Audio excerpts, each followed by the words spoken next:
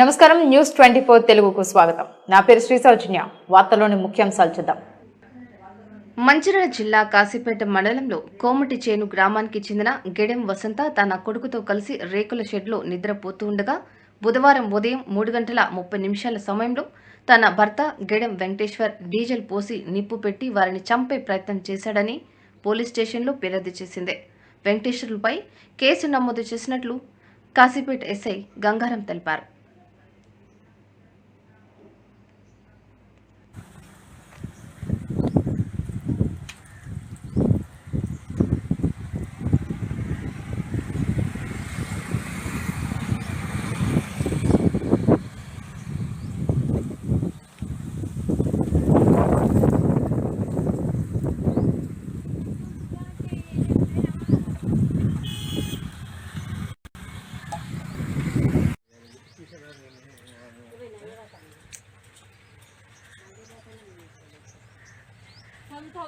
ఉన్నరకు వచ్చిండు.